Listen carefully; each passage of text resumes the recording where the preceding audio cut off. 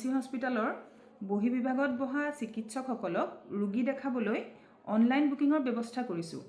গতিকে সেইখিনি কৰিব হ'লে কেনেকৈ কৰিব লাগিব তাৰে কিছুমান আমি আভাস আপোনালোকক দেখাব বিচাৰিছোঁ। প্ৰথমতে আপোনালোকে গুগল ক্ৰোমত গৈ স্মল লেটাৰ NAMC.hospital বুলি লিখি চাৰ্চ কৰিব লাগিব। চাৰ্চ কৰাৰ পিছত আপোনালোকৰ হাতত এইখন আহিব। তাৰপিছতে আপোনালোকে প্ৰতিজন ধৰক যিজন ডক্টৰক দেখাম বুলি ভাবিছে সেইজন ডক্টৰৰ ডিপাৰ্টমেণ্ট চিলেক্ট কৰিব লাগিব।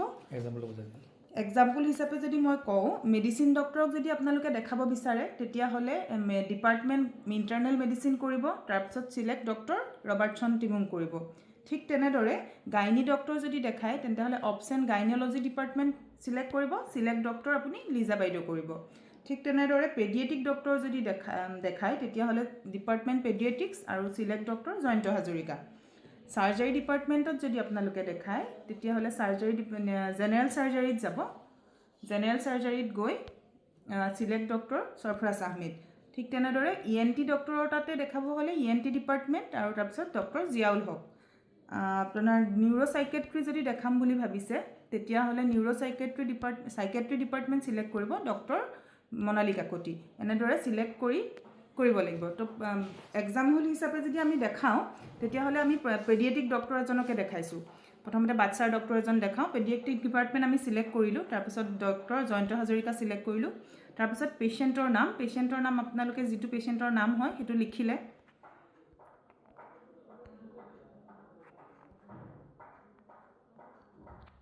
ৰায়ান দাস, ঠিক আছে। পেচেণ্টৰ বয়স আপোনাৰ ধৰি ল'লোঁ 1 বছৰ 2 মাহ, তেনেকৈ হ'লে আপোনাৰ 1 বছৰত আপোনাৰ 1 লিখিব, মাহত আপুনি 2 মাহ লিখিলে, আৰু যদি ডেটো লাগে ডেটোটো লিখি দিব পাৰে, নহবা ডেটো নিলিখিলেও হ'ব। জেণ্ডাৰটো চিলেক্ট কৰিব ল'ৰা নে ছোৱালী। তাৰপাছতে আহি গ'ল আপোনাৰ জেণ্ডাৰটো চিলেক্ট কৰিলে, তাৰপাছতে আপোনালোকে দিব লাগিব মোবাইল নাম্বাৰ এটা আপোনালোকে দিলে। তাৰপাছতে আহি গ'ল ইমেইল এড্ৰেছ, এইটো অপশ্যনেল হয়, দিবও পাৰে নিদিবও পাৰে। যদি আপোনালোকৰ ইমেইল এড্ৰেছ আছে তেতিয়াহ'লে দি দিব পাৰে, বা যদি নাই তেতিয়াহ'লে নিদিলেও হ'ব।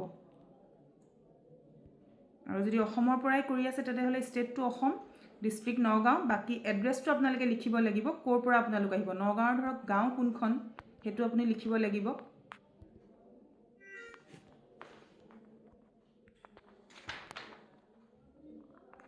কলিয়াবৰ ধৰি ল'লোঁ। তাৰপাছত এইটো এটা ইম্পৰ্টেণ্ট বস্তু, এপইণ্টমেণ্ট ডেটটো আমি এতিয়া হেৰিটো চিলেক্ট কৰিলোঁ, গাঁওখন ধৰক চিলেক্ট কৰিলোঁ, তাৰপিছত আছে আমাৰ এপইণ্টমেণ্ট ডেট। এইটো এটা বহুত ইম্পৰ্টেণ্ট বস্তু। যদি আপোনালোকে 15 তাৰিখৰ কাৰণে দেখাব বিচাৰে আজি, তো তেতিয়াহ'লে আজি আপুনি চিলেক্ট কৰিব। যদি আপুনি অহা কাইলৈ দেখাব বিচাৰে তেতিয়াহ'লে আপোনালোকে 16 তাৰিখ চিলেক্ট কৰিব লাগিব। সেইটো আপোনালোকে কোনদিনাখন দেখাব সেইদিনৰ দিনটো আপোনালোকে নিজে চিলেক্ট কৰি ল'ব। আৰু যদি কিবা কাৰণত ধৰক আপোনালোকৰ চিলেকশ্যনটো ভুল হয় তেতিয়া কিন্তু অসুবিধা হ'ব আপোনালোকৰ, কাৰণ 15 তাৰিখত এপইণ্টমেণ্ট ল'লে 16 তাৰিখে দেখাব নোৱাৰিব, বা 16 তাৰিখত যদি এপইণ্টমেণ্ট লয় তেতিয়া আপোনালোকে 15 তাৰিখে দেখাব নোৱাৰিব। গতিকে ডক্টৰৰ নাম আৰু যেতিয়া এপইণ্টমেণ্ট ডেটটো আপোনালোকে চিলেক্ট কৰে তেতিয়া কিন্তু আপোনালোক সাৱধান হ'ব, কাৰণ আমি বাকীবোৰ ঠিক কৰিব পাৰিম, ধৰক পেচেণ্টৰ নাম, এড্ৰেছ, এইবোৰ ফোন নাম্বাৰ এইবোৰ আমি সলাব পাৰিম, কিন্তু ডক্টৰৰ নাম আৰু ডিপাৰ্টমেণ্ট আৰু এপইণ্টমেণ্ট ডেট এইটো আমি কেতিয়াও চেঞ্জ কৰিব নোৱাৰোঁ। গতিকে আপোনালোকে যেতিয়াই মানে ধৰক এপইণ্টমেণ্ট লয়, অনলাইন এপইণ্টমেণ্ট লয়, তেতিয়া আপোনালোকে এপইণ্টমেণ্ট ডেট, ডিপাৰ্টমেণ্ট আৰু ডক্টৰ এইটো শুদ্ধকৈ চিলেক্ট কৰিব। তাৰপাছতে আপোনালোকে এপইণ্টমেণ্ট ডেট চিলেক্ট কৰিলে, তাৰপিছত ফিজটো নিজে নিজে আহি যাব ইয়াতে। এতিয়া ডক্টৰৰ হেৰিটো জয়ন্ত ছাৰৰ কনচালটেশ্যন ফিজ 50 টকা, মানে ৰেজিষ্ট্ৰেশ্যন ফিজ। তো সেইটো আপোনালোকে 50 টকা এটা আহিয়ে গ'ল। কনফাৰ্ম এপইণ্টমেণ্ট কৰিব। তাৰপাছত স্ক্ৰীনখন অকণমান সময়ৰ কাৰণে ব্লেকৰ নিচিনা হৈ যাব। তাৰপিছত আপোনালোকে যদি গুগল পে' কৰিব বিচাৰে বা ফোনপে' যি ধৰণে আপোনালোকে পে'মেণ্ট কৰিব বিচাৰে সেইটো হিচাপে আপোনালোকে পে'মেণ্ট কৰিব পাৰিব। তো ধৰি ল'লোঁ গুগল পে' কৰিব আপোনালোকে, তো গুগল পে'ত চিলেক্ট কৰিলে।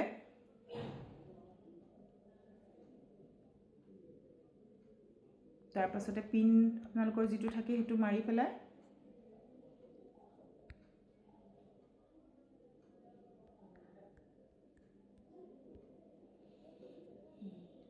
তাৰপাছতে আহি গ'ল। তাৰপাছতে এটা ট্ৰেনজেকশ্যন আপোনালোকৰ স্ক্ৰীনশ্বট এটা আহিব আপোনালোকৰ ওচৰত।